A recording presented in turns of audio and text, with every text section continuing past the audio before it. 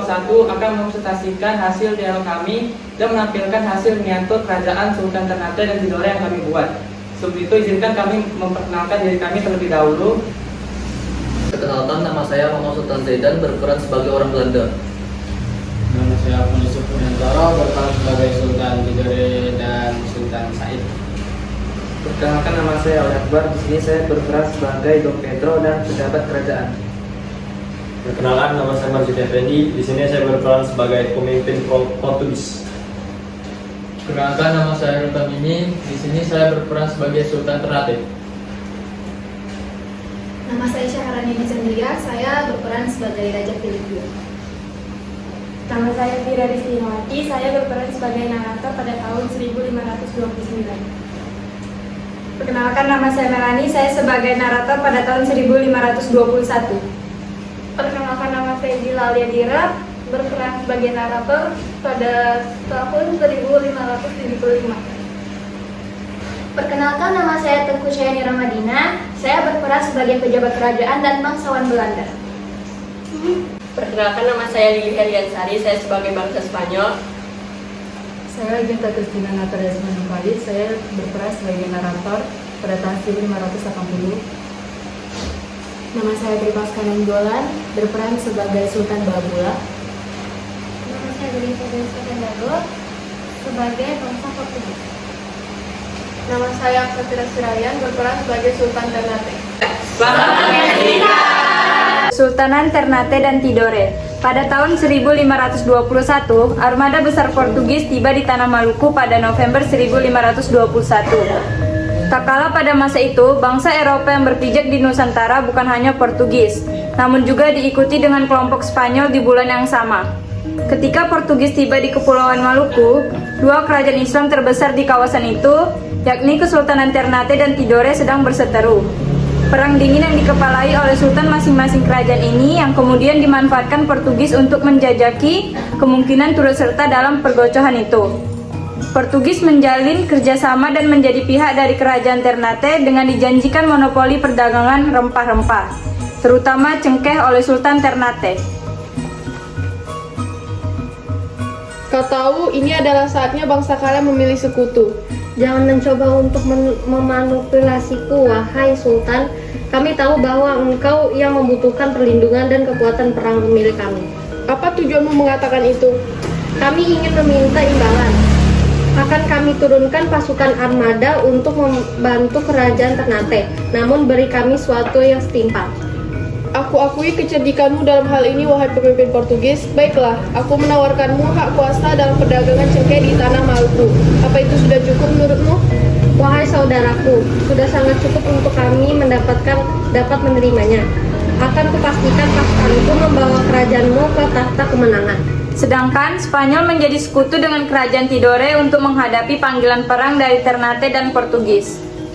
Kawanan kalian adalah bangsa Eropa kedua yang menjajaki tanah Maluku. Apa yang membuat kami bisa menerimamu? Hahaha, perkataanmu tidak akan bisa memanipulasi kami. Kau beserta seluruh manusia di kerajaan ini telah terancam, bukan? Kau sudah dengar bahwa Ternate dan Portugis ini bersekutu. Apa maksudmu mengatakan itu? Maksudnya adalah, kau tahu bahwa kau butuh orang-orangku untuk melawan kerajaan Ternate, bukan begitu, Sultan? Kau menawarkan kerjasama? Ya, benar. Kami akan membantumu dalam serangan apapun yang diberikan oleh kerajaan Tidore. Sebagai gantinya, rakyatmu tidak berhak mengusir kami dari Maluku. Hanya itu persyaratannya? Ya, hanya itu, Sultan. Baiklah, mari kita bincangkan strategi perlawanan melawan Ternate dan Portugis. Akibat kehadiran kedua kekuasaan barat ini di Maluku, dualisme antara Ternate dan Tidore pun semakin meningkat tajam hingga berujung pada perang pertumpahan darah. Pasukan, serang! Selanjutnya, pada tahun 1529, setelah terlibat perang selama beberapa tahun, kubu Ternate ternyata lebih unggul. Perseteruan antara empat pihak tersebut baru dapat diakhiri pada 1529 setelah ditandatangannya Perjanjian Saragossa. Perjanjian Saragossa berisi penetapan garis Saragossa yang membagi dunia menjadi dua daerah kekuasaan yang dibatasi oleh Meridian Jailolo di Irian Papua. Oleh sebab itu, Spanyol pun harus kembali ke Filipina. Setelah Spanyol menyingkir dari Maluku, bangsa Portugis berhasil mendominasi Ternate.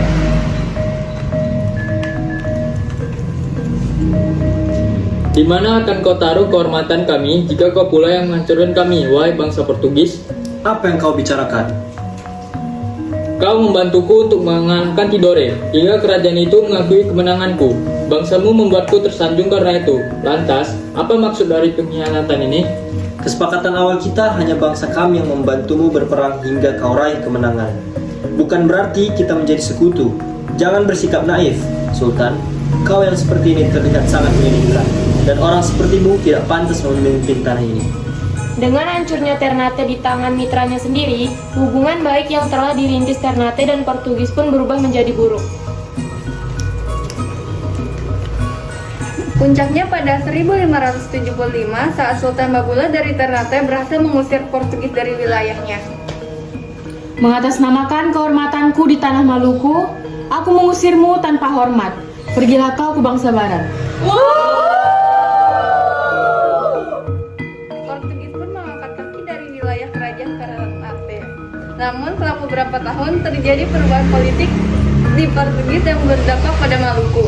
Pada 1580, Raja Philip II dari Spanyol berhasil merebut takhta Portugis dan memerintah dua kerajaan sekaligus. Oleh karena itu, Raja memerintahkan agar Gubernur Jenderal Spanyol di Manila, Dom Pedro dan Cunha untuk menduduki Ternate. Wahai Jenderal, ada 1-2 hal yang akan aku sampaikan kepadamu. Siap yang mulai bersedia mengikuti. Kita telah berhasil memegang kuasa penuh atas kerajaan Ternate dan Tidore. Untuk itu, aku amanahkan kepadamu untuk menduduki kerajaan Ternate. Aku bagikan kuasaku kepadamu. Saya akan menjalankan perintahmu dengan baik. Portugis yang berunifikasi dengan Spanyol pun membentuk basis militer di Tidore dan mengerahkan pasukan yang berkekuatan sekitar 3.000 tentara. Semua mata pisau sudah mengarah kepada kita, Sultan. Tidak ada cara lain, tidak ada pemberontakan lagi. Kita sudah di ujung maut. Kita masih memiliki dana untuk secepatnya pergi dari tempat ini, wahai rekan-rekanku.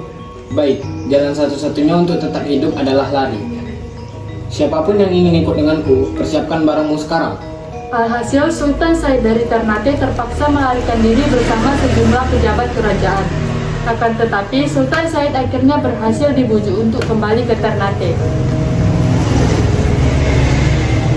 Tidakkah kau merasa perjuangan ini akan menjadi sia-sia jika kita tetap melarikan diri, Sultan? Memang kau siap mati menghadapi ribuan belati? Aku lebih baik mati di tanah kelahiranku daripada harus lari dari tanggung jawabku, Sultan. Lagi pula kita tidak akan kembali dengan tangan kosong. Segala telah dipersiapkan. Kita akan melakukan pemberontakan, Sultan. Baiklah, perkataanmu benar. Segera jadwalkan penambangan kembali ke Maluku. Sepulangnya Sultan Said beserta pejabat kerajaan lain, Sultan Said menandatangani sebuah perjanjian dengan Spanyol. Dalam perjanjian tersebut, Ternate mengakui kekuasaan dan memberi hak monopoli cengkeh kepada Spanyol. Dengan ini, kerajaan Ternate memberi kekuasaan dan hak sepenuhnya untuk engkau, bangsa Spanyol, dalam perdagangan cengkeh. Akan tetapi, kekuasaan Spanyol tidak bertahan lama, karena pihak-pihak yang menolak pendudukannya mengetahui bahwa armada Belanda telah tiba di Banten. Seorang bangsawan kemudian dikirim ke Banten untuk meminta bantuan Belanda mengusir Spanyol dari Ternate. Wahai bangsa Belanda, kedatangan saya kemari adalah dengan membawa diri saya serendah-rendahnya. Sebab kami membutuhkan pertolonganmu, Belanda.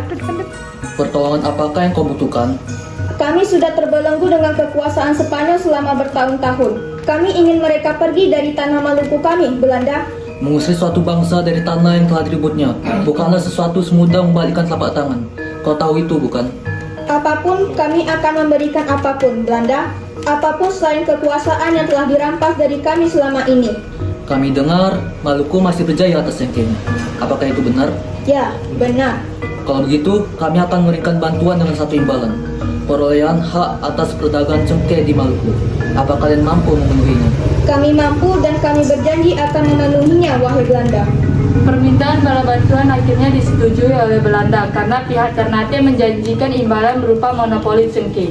Setelah kesepakatan itu, Ternate dengan bantuan Belanda akhirnya berhasil mengusir Spanyol dari Maluku. Sekian dari hasil dialog kami. Bila ada salah kata kami mohon maaf. Kami ucapkan Terima kasih.